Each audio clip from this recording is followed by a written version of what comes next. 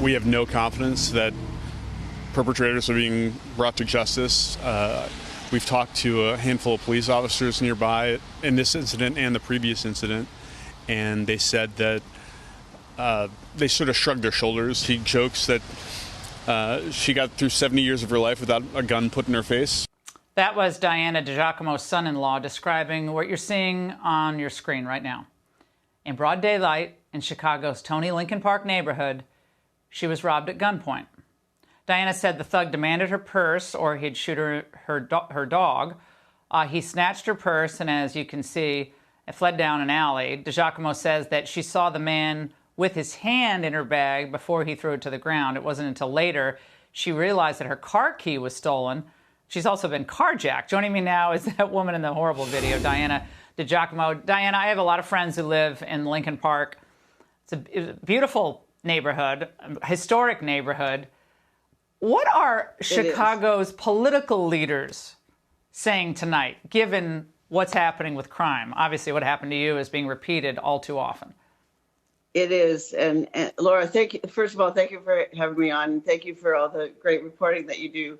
I'm the only reason that I am here to talk to you about this is because if people don't show up and vote to change the leadership in Chicago, this is only going to continue to get worse. I'm 70 years old. I've been my entire life without ever having been mugged. And I take my dog out for 2 seconds to go on a lawn, and this is what happens in the middle of the day in Chicago, in Lincoln Park, which is a beautiful neighborhood, beautiful homes. People have just invested a lot of money in their houses, and they pay a lot of tax money to live there.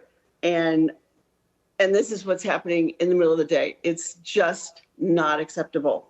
Well, Dianna, there's a lot of folks that I know in the area. They're, pretty liberal, to say the least. I mean, it's politically a very liberal area. So yes. They keep voting. They keep voting for these folks. So, at some point, it's the definition of insanity, is it not? You're voting for Lori Lightfoot or other members of the city council, and yes. There are no changes. The poor police are outmanned and outgunned.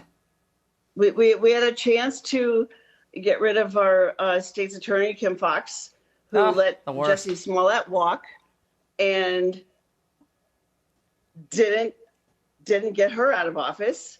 And I don't want to be naming names, but I have basically just in September changed my residence to my house in Lake Geneva because my vote doesn't count in Illinois. That's how I feel.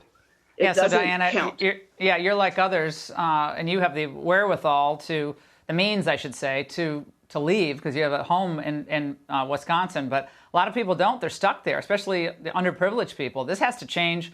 Thank you for speaking out. And this video is just another example of why things need to be different in urban America. Hey, Sean Hannity here. Hey, click here to subscribe to Fox News YouTube page and catch our hottest interviews and most compelling analysis. You will not get it anywhere else.